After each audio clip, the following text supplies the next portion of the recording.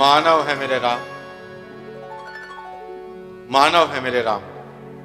राम की मानवीय अनसुनी कहानी का ये वेब शो मेरे राम मैं आपको समर्पित कर रहा हूं। मेरे राम, आज से मैं तुम्हें तुम्हारी कहानी सुना।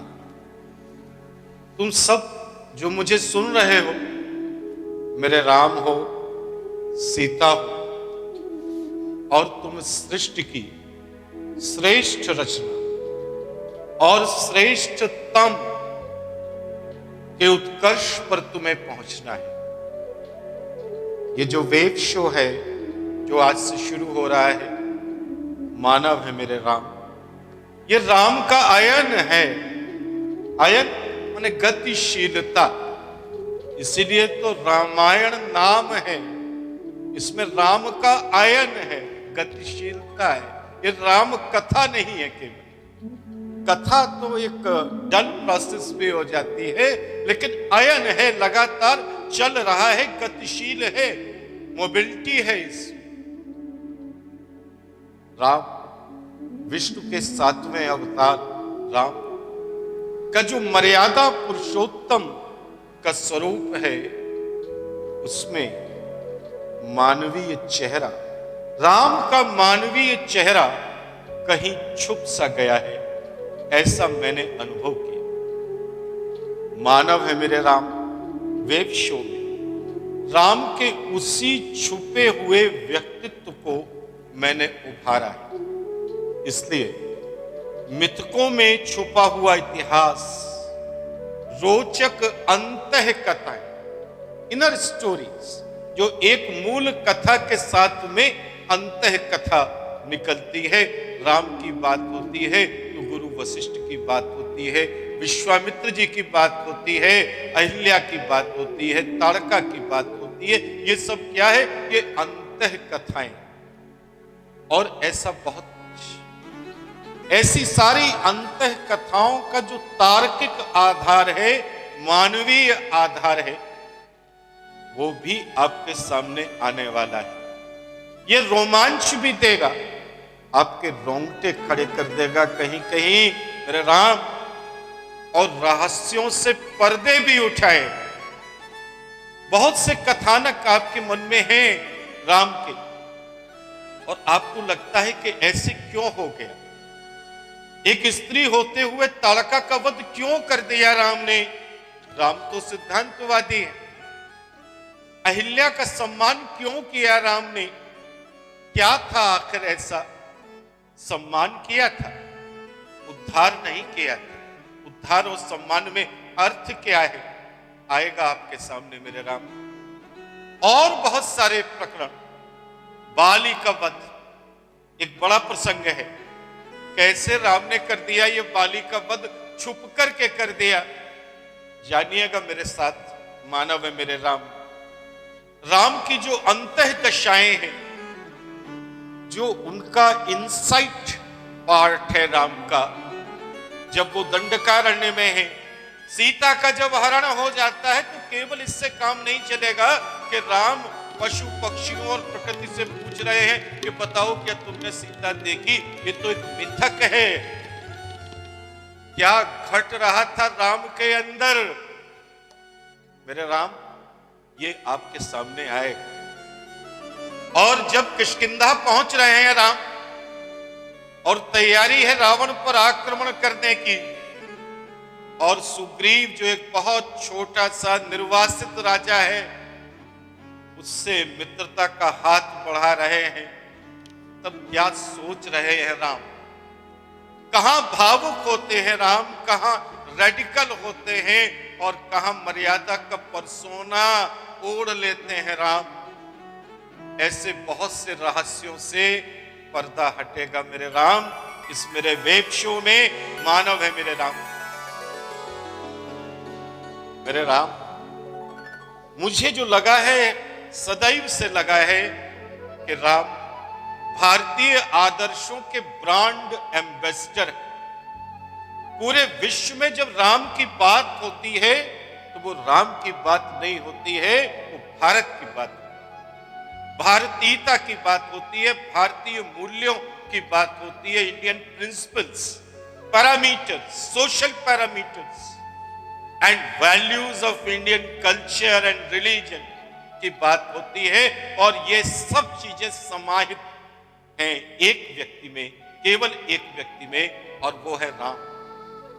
इसीलिए मैं कहता हूं कि राम भारतीय आदर्शों के, मूल्यों के, सिद्धांतों के, भारतीय संस्कृति के, भारतीय मनीषा के, भारतीय मनुष्यता के ब्रांड एम्बेसडर हैं।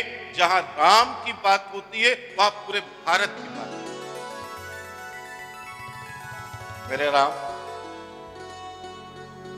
मेरे राम तुलसी के साथ ही वाल्मीकि के भी राम है। भारतीय मानस में राम की जो छवि है वो रामचरितमानस से है, बड़ी उत्तम छवि है, मेरी कोई चुनौती नहीं है उसको। लेकिन मेरे राम वाल्मीकि के भी राम है, कंबन के भी राम है, और आध्यात्म रामायण के कवि राम शर्मन के भी राम हैं। राम तो उन 300 राम कथाओं के भी हैं जो पूरे विश्व में लिखी गई। मेरे राम इन सभी रामों के मानवीय अवतरण है।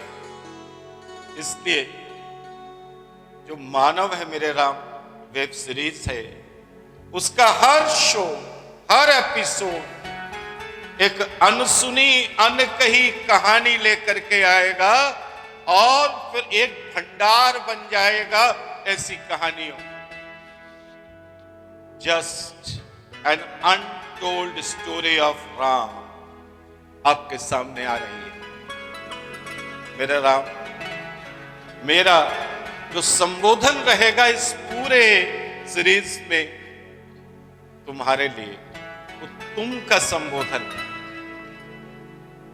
जो मैं तुम्हें दे रहा, कारण है क्योंकि ईश्वर के किसी भी रूप को कहीं भी आप नहीं कहा गया है, तुम ही कहा गया है, तू ही कहा गया। मेरे श्रोता, मुझे देखने वाले, मेरे लिए ईश्वर के ही रूप, इसलिए मैं तुम्हें तुम ही कहूं। मानव है मेरे राम के माध्यम से मैं तुम्हें डिवाइन आइकॉनशिप की विरासत सौंप रहा हूं। As a heritage of divine iconship, Bharat के किसी भी व्यक्ति को कोई आवश्यकता नहीं है किसी विदेशी व्यक्ति को अपना आइकन बनाने। हमारे राम, कृष्ण, बुद्ध एक बड़े आइकॉन, इनसे बड़ा आइकॉन विश्व में कोई नहीं है। उन्हीं की विरासत, जो तुम्हारी विरासत है, तुम्हें ही सौंप रहा। भौतिक जीवन हमारे लिए बहुत आवश्यक, बिना मटेरियलिज्म के हमारा विकास नहीं हो सकता। लेकिन अगर मटेरियलिज्म एक्सट्रीम मटेरियलिज्म हो जाता है, भौतिकता चरम भौतिकता हो जाती है, उपयोगितावाद उसमें आ जाता है, यूटिलिटेरियनशिप आ जाती है, तो क्या होता है? मूल्यों का ह्रास हो जाता है, सिद्धांत टूट जाते हैं, हम बिखर जाते हैं। इसलिए मेरे इस शो में, मानव है मेरे राम में आध्यात्मिकता का समावेश है बौद्धिकता के साथ। जब दोनों दूध और शक्कर की तरह से आपस में मिल जाते हैं तो वो विकास होता है देश का और व्यक्ति का और समाज का, कि पूरी दुनिया आह कह उठती है। मैं चाहता हूं कि भारत के साथ, भारत का अर्थ है तुम, हमारे साथ, तुम्हारे साथ ऐसा ही हो। राम की इस कथा में दैवीय तत्व और मिथक साथ चलेंगे, लेकिन राम रहेंगे मानव ही। मेरे राम जन्म से मानव हैं, लेकिन कर्मों ने उन्हें अवतार बना दिया है। दोनों का स्वागत है। मानव है मेरे राम में, मेरे राम आत्म दक्षता, आत्म प्रबोधन, लीडरशिप स्किल्स, एडमिनिस्ट्रेटिव क्यूसेंट, इन सब के टिप्स भी बिना मेरे कहे आपको अपने आप मिलते जाएंगे। और साथ ही भारतीय संस्कृति का बोध भी तार्किक आधार पर तुम्हें मिलेगा, लॉजिकल रूप। 5 की संख्या महत्वपूर्ण क्यों है, 11 की क्यों है, 101 की क्यों है? मैं छोटा सा उदाहरण दे रहा हूं। मानव है मेरे राम, राम की एक जर्नी है, जर्नी ऑफ डिस्कवरी, एक खोज है जिसमें मर्यादाओं के परसोना में छुपे हुए राम को खोजा गया है। और मेरा संकल्प है जो तुम्हारा भी संकल्प बने कि राम पूजनीय है रहें, लेकिन अनुकरणीय भी हो जाएं। तुम्हारा साथ है तो ये संकल्प पूरा भी होगा। आइए मेरे राम, शुरू करते हैं राम की अनसुनी कहानी, मेरी जुबानी यानी प्रदीप दीक्षित की जुबानी। मानव है मेरे राम, मानव है मेरे राम। आइए आपको ले चलते हैं अयोध्या, उस अयोध्या की ओर ले चलते हैं जो राम के समकालीन है। राम के जन्म के यज्ञ की कथा मैं आपको सुना रहा हूं। सरयू का तट है, संध्या का अवतरण हो चुका है। सरयू के तट पर विचरण कर रहे हैं राजा दशरथ। काफी दूर निकल गए हैं राजा दशरथ। अयोध्या पीछे छूट रही है। अयोध्या का नगर और वहां का नगरीकरण भी पीछे छूट रहा है। अरण्य शुरू हो गया है। चक्रवर्ती सम्राट है राजा दशरथ। उनके मन में, विचार में एक ही बिंदु है कि वो संतानहीन है। राजा सोच रहे हैं, दशरथ सोच रहे हैं, सम्राट सोच रहे हैं, चक्रवर्ती सम्राट सोच रहे हैं कि वो संतानहीन है। दशरथ स्वयं तो जानते हैं और अयोध्या के बहुत कम लोग जानते हैं कि वो संतानहीन नहीं है। राजा दशरथ संतानहीन नहीं है, वो पुत्रहीन है। राजा दशरथ ने तो अपनी पहली संतान अपने गहन मित्र लोमपाद को दे दी थी। कहीं लोमपाद का उल्लेख है, कहीं रोमपाद का उल्लेख।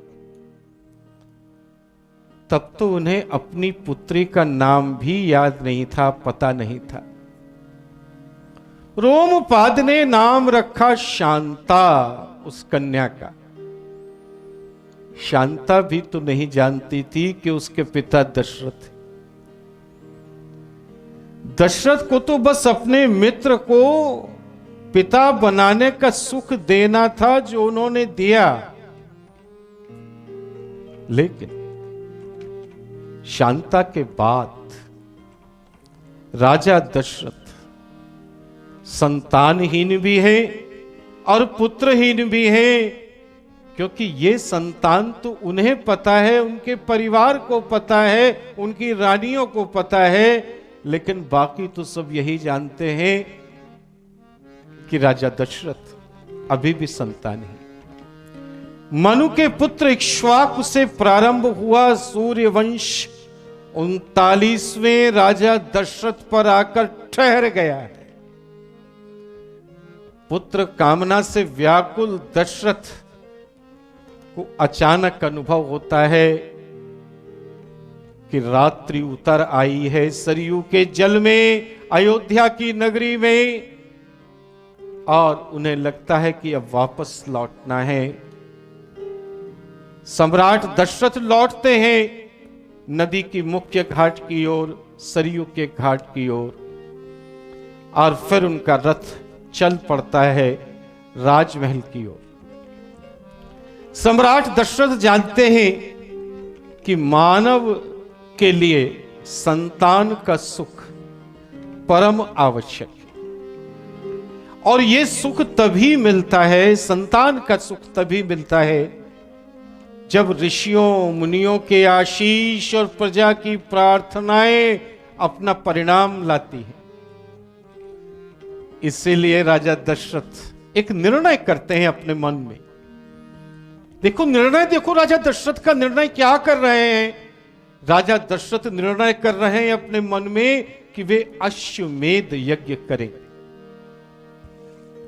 राजा दशरथ को स्वयं सिद्धि के लिए पुत्रेष्टि पुत्र कामेष्टि यज्ञ की लालसा नहीं है। राजा दशरथ निर्णय क्या करते, ये सबसे महत्वपूर्ण बिंदु है। राजा दशरथ के संदर्भ में वो निर्णय क्या करते हैं कि वे अश्वमेध यज्ञ करें। अश्वमेध यज्ञ क्यों करेंगे राजा दशरथ? क्योंकि राजा दशरथ जानते हैं कि व्यवहारिक जीवन में सच्चा आशीर्वाद और शुभकामनाएं तभी मिलती है जब आशीर्वाद देने वालों का हित भी उस व्यक्ति के कर्म में, उसके हित में शामिल हो। हां, ऐसे ही सबका आशीर्वाद नहीं मिल जाता, ऐसे ही सबकी शुभकामनाएं नहीं मिल जाती। व्यवहारिकता जो है, उस व्यवहारिकता को पाने के लिए आवश्यक है, बहुत आवश्यक है कि स्वहित में परहित शामिल हो। राजा दशरथ इस मानसिकता से परिचित हैं, इसीलिए वो अश्वमेध यज्ञ का निर्णय करते हैं। ये पारस्परिक निर्भरता का सिद्धांत है, इंटरडिपेंडेंसी का आइडियोलॉजी है, प्रिंसिपल है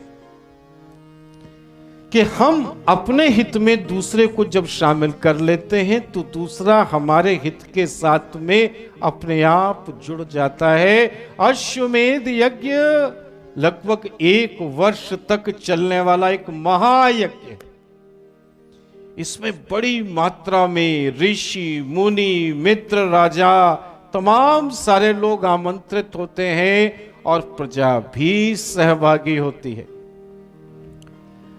अश्वमेध यज्ञ से राजा का विस्तार होता है, राज्य का भी विस्तार होता है और राजा का भी विस्तार होता है और समृद्धि बढ़ती जाती है, रोजगार के अवसर और व्यापार बढ़ता जाता है। 1 वर्ष तक चलने वाले यज्ञ के धूम्र वलयों से पर्यावरण शुद्ध होता जाता है।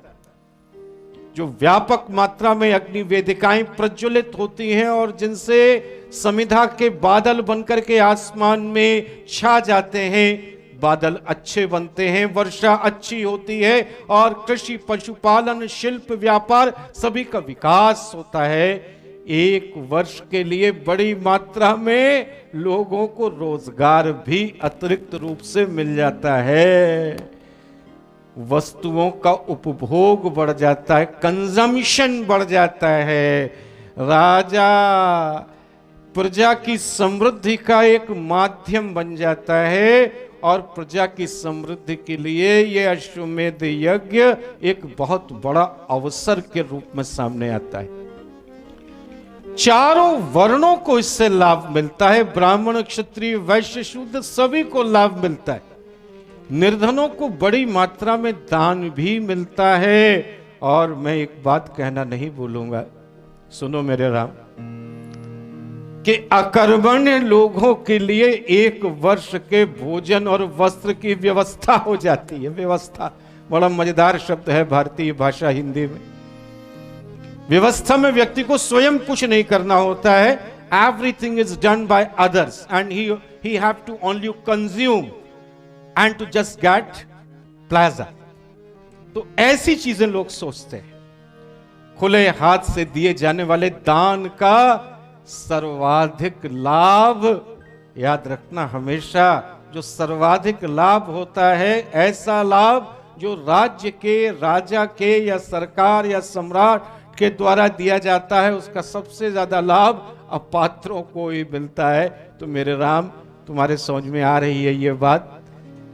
अश्वमेध यज्ञ के साथ राजा दशरथ के मनोभावों को जानकर कौशल जनपद के मंत्री सुमंत के सुझाव पर एक विशेष काम हो रहा है और ऋषि ऋष्य श्रृंग को इस यज्ञ में आमंत्रित किया जा रहा है। सुनिए हमारे कथा व्यास जी की वाणी, योगेश जी की।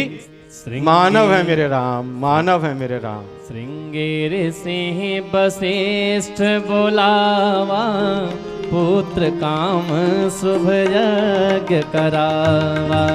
श्रृंगेर सिंह वशिष्ठ बोलावा, पुत्र काम शुभ यज्ञ करावा। जय सिया राम, जय जय सिया राम, जय सिया राम, जय जय सिया राम। मानव है मेरे राम, मानव है मेरे राम। तो किन्हें बुलाया गया? ऋषि को बुलाया गया। कौन से ऋषि? एक विशेषज्ञ ऋषि को बुलाया गया। ऋषि ऋष्य श्रृंग को बुलाया गया। कर्नाटक के कदूर जिले के निवासी हैं ये ऋषि। संक्षेप में इन्हें श्रृंगी ऋषि कहते हैं, लेकिन वो श्रृंगी ऋषि अलग हैं जिनका संबंध राजा परीक्षित से है, और ये दूसरे हैं। आज जो चिकमंगलूर है, तुंगभद्रा नदी के तट पर, उसके पास में वहीं के रहने वाले थे ये ऋषि। और ये बड़ा पवित्र स्थान है मेरे राम।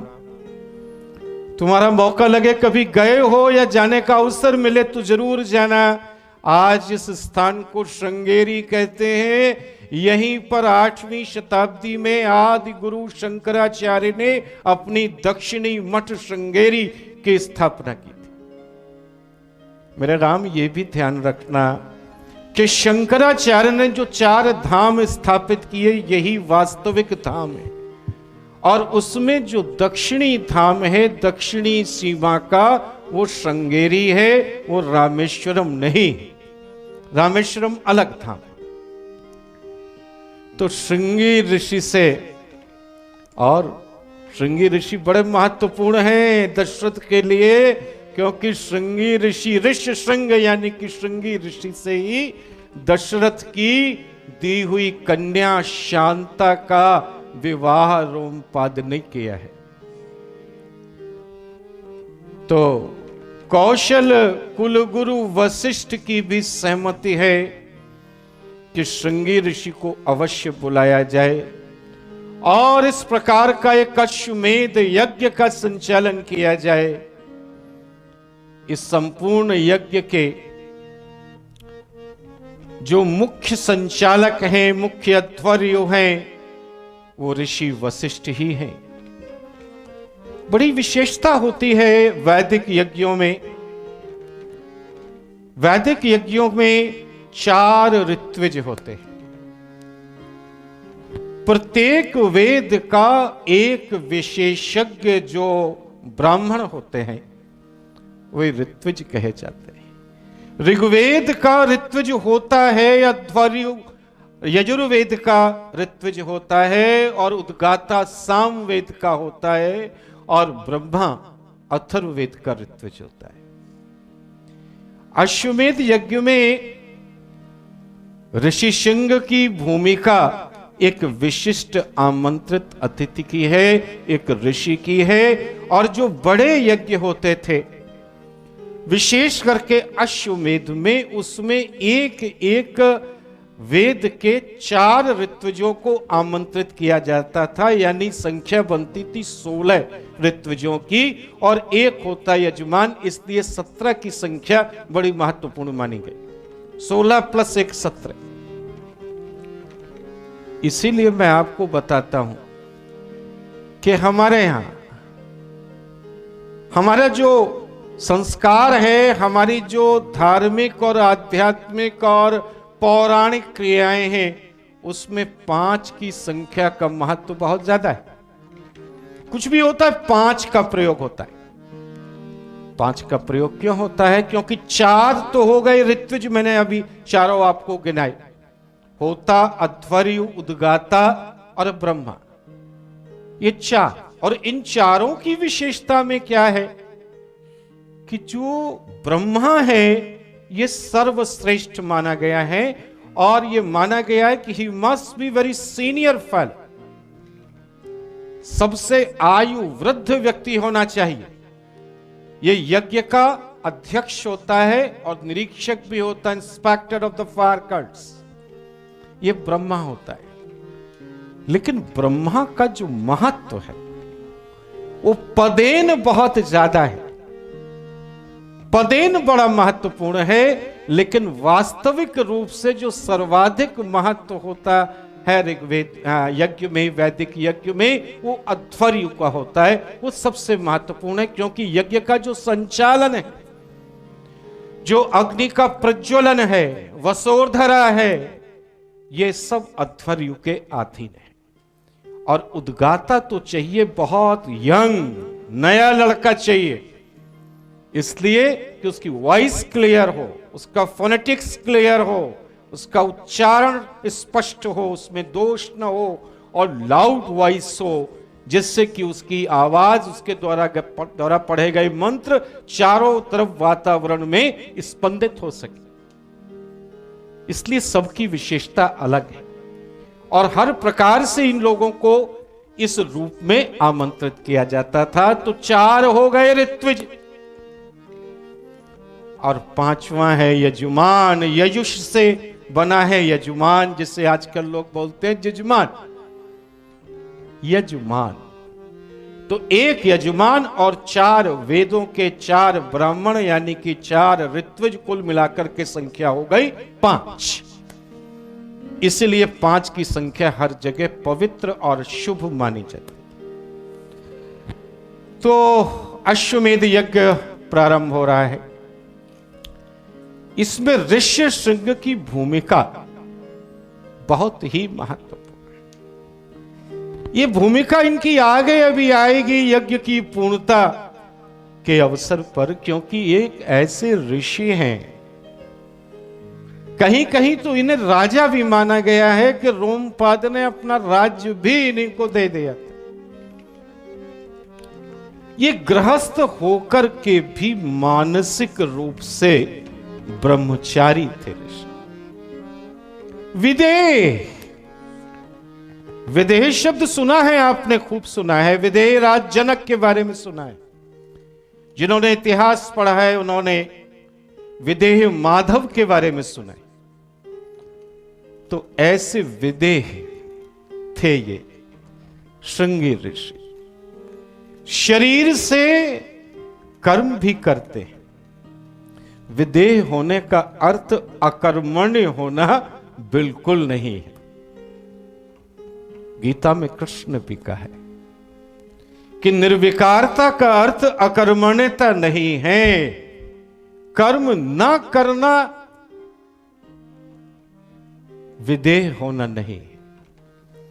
कर्म के परिणाम में स्वयं को सम्मिलित न कर लेना ही विदेह होना है। मुझे रमानाथ अवस्थी जी की एक लाइन याद आ रही है। भीड़ में भी रहता हूं वीरान के सहारे, जैसे कोई मंदिर किसी गांव के किनारे। जैसे कोई मंदिर किसी गांव के किनारे, भीड़ में भी रहता हूं वीरान के सहारे। यही है निर्विकारता, यही है निष्प्रह्यता, यही है विदेह होना। ये जीवन का सच्चा आदर्श है। यही कृष्ण का संदेश है गीता का। ऐसे ही ऋषि राजा रोमपाद के कहने पर आए हैं श्रृंगी ऋषि, और श्रृंगी ऋषि जानते भी नहीं हैं कि वे अपनी ससुराल में आए हैं। क्योंकि ऋषि श्रृंग का वर्तमान निवास तो कीकट क्षेत्र है, मगध का। ये मगध तो इसके सेंटर में है, मगध मन विहार। लेकिन अंग, मिथिला और उसके आसपास का जो पूरा पूर्वी क्षेत्र है उसे ऋग्वेद कहता है Kikata. Where the fire cults and rituals of the yajnas of the Vedic rituals are not perform, that is called the Kikata area. उपेक्षित क्षेत्र, ऐसा क्षेत्र जहां पर ना यज्ञ होते हैं ना उनके अनुष्ठान होते हैं। कारण क्या है? आपने सुना होगा, त्रयी, 3 वेद को मिलाकर के हुई त्रयी, ऋग्वेद, यजुर्वेद और सामवेद। अथर्ववेद नहीं है त्रयी, क्योंकि इन तीनों वेदों की रचना होती है पांचाल और कुरु के क्षेत्र में, जो श्रेष्ठ जन माने गए हैं। अथर्ववेद की रचना होती है पूर्वी भारत में, यानी इसी क्षेत्र में जो मैंने अभी आपको इंगित किया। हमारी जो संस्कृति रही है वैदिक काल का, हमारा जो एक एटीट्यूड रहा है मनोवृत्ति सोचने की, उसमें हम निवृत्ति पर अधिक केंद्रित हुए हैं, प्रवृत्ति पर कम। इसलिए प्रवृत्ति माने metallism, involvement in the production and consumption, उत्पादन और उपभोग, ये हमारे इच्छित लक्ष्य जीवन के नहीं है। हमने पहले स्वर्ग चाहा और फिर बाद में मोक्ष चाहा।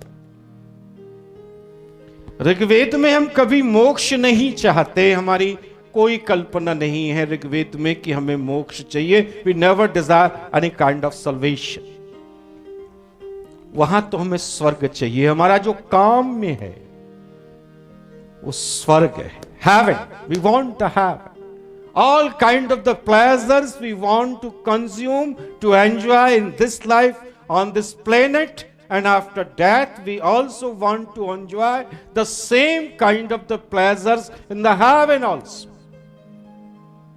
हमें चाहिए सुख, चाहिए बहुत सुख चाहिए, और सभी प्रकार के भोग चाहिए। इसीलिए हमारी जो स्वर्ग की कल्पना भी है वो भोगमय है।